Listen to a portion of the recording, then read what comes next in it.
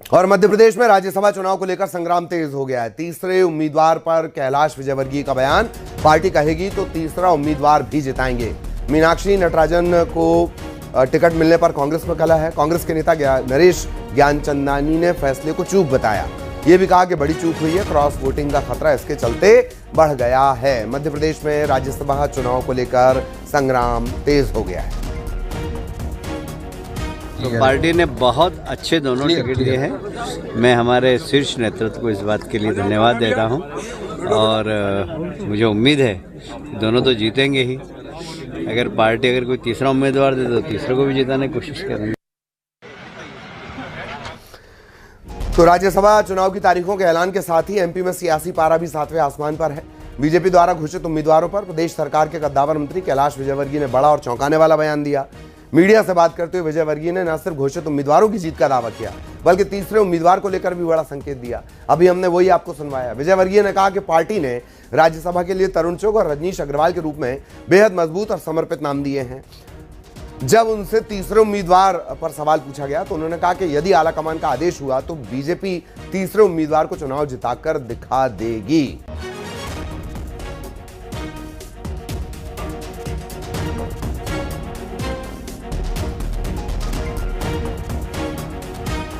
और सहयोगी मिथिलेश हमारे साथ जुड़े हुए हैं। मिथिलेश, सियासी बयानबाजी चल रही है। हालांकि कांग्रेस को तोड़ने की, परेशान करने की इससे पहले भी कई घटनाएं सामने आई हैं। उनकी अपनी फूट ही काफ़ी है, पर यह तय है कि जब तक नाम जीतने हारने का ऐलान नहीं होगा तब तक ये जारी रहेगा। जी जी बिल्कुल बिल्कुल ललित, आपने सही कहा। और मध्य प्रदेश में राज्यसभा चुनाव को लेकर सियासी सरगर्मियां भी तेज हो गई है।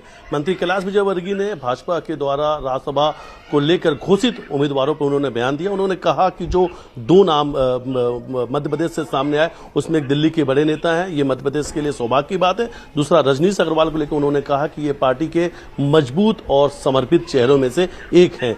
तीसरी तरफ उन्होंने एक बड़ा संकेत दिया। बड़े संकेत देते उन्होंने कहा कि अगर तीसरे उम्मीदवार की बात आती है, बीजेपी तीसरा उम्मीदवार घोषित करेगी तो उसे जिताकर दिखाएंगे। यानी बातों ही बातों में मंत्री कैलाश विजयवर्गीय ने तीसरे उम्मीदवार को लेकर आज एक बड़ा संकेत दिया। और मंत्री कैलाश विजयवर्गीय के इस बयानबाजी के बाद मध्य प्रदेश की सियासत की गलियों में इस पर चर्चा भी शुरू हो चुकी है।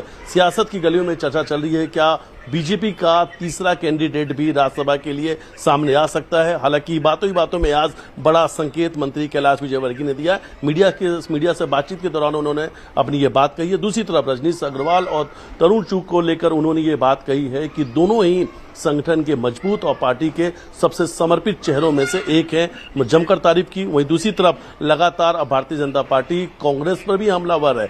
सवाल खड़े किए जा रहे हैं। मीनाक्षी नटराजन को राज्यसभा उम्मीदवार घोषित करने पर कांग्रेस के प्रदेश अध्यक्ष जीतू पटवारी और तमाम कांग्रेस के बड़े दिग्गज नेताओं को लेकर अब बीजेपी कांग्रेस पर हमला कर रही है और सवाल पूछ रही है कि आखिर उन बड़े नेताओं का क्या हुआ जो लगातार दावेदारी कर रहे थे। तो सियासी संग्राम जो है राज्यसभा चुनाव को लेकर तेज हो चुके हैं। कैंडिडेट के नाम सामने आने के बाद बड़े सियासी बयानबाजी देखने को मिल रहा है। हालांकि अब मंत्री कैलाश विजयवर्गीय ने जो बयान दिए, जो संकेत दिए हैं, उस पर अब प्रदेश की सियासत में चर्चाओं का दौर शुरू हो चुका है। जी बिल्कुल। हालांकि जो अगर संख्या बल की स्थितियां देख ली जाएं तो भले ही कांग्रेस कॉन्फिडेंट मोड पर है, लेकिन इससे पहले भी नजर आया है कौन कब निकल जाए, कौन कब सदन से वॉकआउट कर जाए, कौन कब नाराज हो जाए। यही वजह है कि दोनों तरफ से तमाम चीजें चल रही हैं। एक बात और भी कि बीजेपी की तरफ से जो दो नाम दिए गए हैं, बहुत बेहतरीन वो नाम है, खासतौर पर रजनीश अग्रवाल का। जी मिथिलेश। हाँ जी बिल्कुल बिल्कुल। और खासतौर पे आपने सही कहा कि रजनीश अग्रवाल, इस नाम को लेकर प्रदेश में काफी चर्चा चल रही है। तमाम लोगों के रिएक्शन भी सामने है। और रजनीश अग्रवाल को जिस तरीके से राज्यसभा की उम्मीदवारी मिली है, कहीं न कहीं भारतीय जनता पार्टी ने राज्यसभा उम्मीदवार बना के एक स्पष्ट संदेश दिया है कि पार्टी के जो कार्यकर्ता हैं, संगठन के लिए मैं आपको मिथिलेश रोकना चाह रहा हूँ। शिंपी अग्रवाल हमारे साथ जुड़ी हुई है। शिंपी जी, कॉन्फिडेंट है कांग्रेस, बावजूद इसके करीब 62 का संख्या बल आपके पास, बावजूद इसके कैलाश विजयवर्गीय कह रहे हैं कि अगर तीसरा कोई उम्मीदवार आएगा तो उसे भी जिता दिया जाएगा। कैसे देखेंगे इसे? देखिए, कैलाश विजयवर्गीय जी को तो स्वयं अपनी पार्टी की चिंता करनी चाहिए, जिन्हें 2 राज्यसभा के प्रत्याशी मध्य प्रदेश से ही नहीं मिल रहे थे। एक प्रत्याशी तो इन्हें पंजाब से इंपोर्ट कर लाना पड़ रहा है। तो ये तो अपने आप प्रदेश की जनता देख रही है ना कि जीतने की स्थिति में कौन है और हारने की स्थिति में कौन है।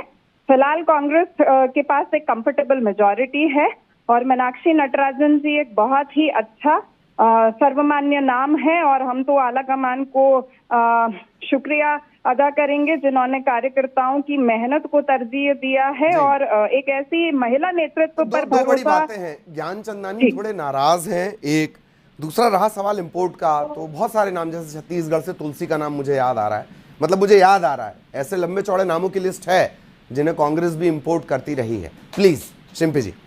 देखिए, फिलहाल आपने मध्य प्रदेश के पर्सपेक्टिव पर क्वेश्चन किया है क्योंकि कैलाश विजयवर्गीय जी ने तीसरी सीट के ऊपर संशय उठाया, तो हमने उसी परिप्रेक्ष्य में आपको उत्तर दिया है। और दूसरी बात, अगर पार्टी के अंदर से कोई सहमति असहमति उभर के आती है तो ये तो कांग्रेस की लोकतांत्रिक परंपरा हमेशा से रही है। हम हर असहमति का भी स्वागत करते हैं।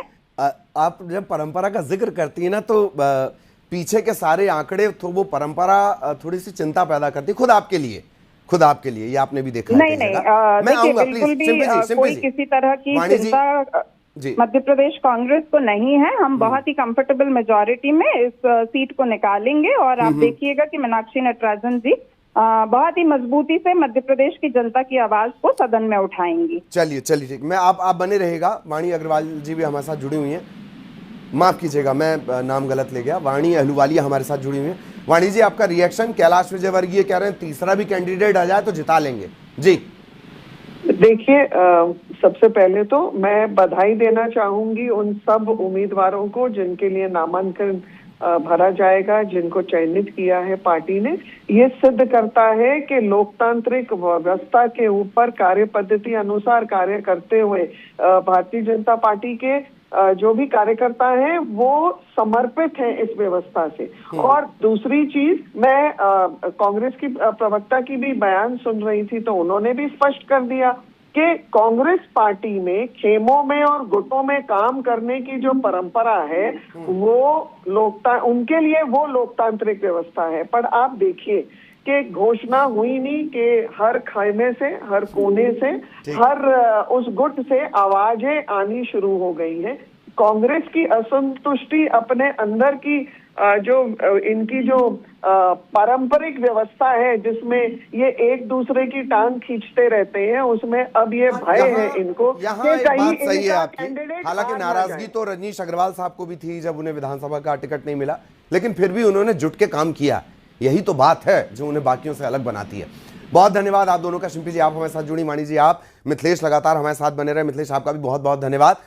अगली खबर का रुख करेंगे। नीट यूजी परीक्षा और पेपर लीक विवाद को लेकर मध्य प्रदेश के पूर्व मुख्यमंत्री दिग्विजय सिंह ने प्रधानमंत्री मोदी को पत्र लिखा। शिक्षा और युवा मामलों में संबंधी संसद की स्थायी समिति के अध्यक्ष होने के नाते दिग्विजय सिंह ने केंद्र सरकार से मांग की है।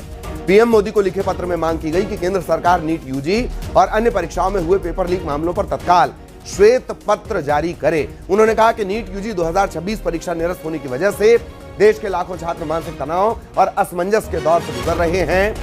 पिछले 8 साल में नेशनल टेस्टिंग एजेंसी यानी एनटीए द्वारा आयोजित परीक्षाओं में जितनी भी गड़बड़ियां हुई हैं उनका पूरा डेटा देश के सामने सार्वजनिक किया जाए, दिग्विजय सिंह कह रहे हैं।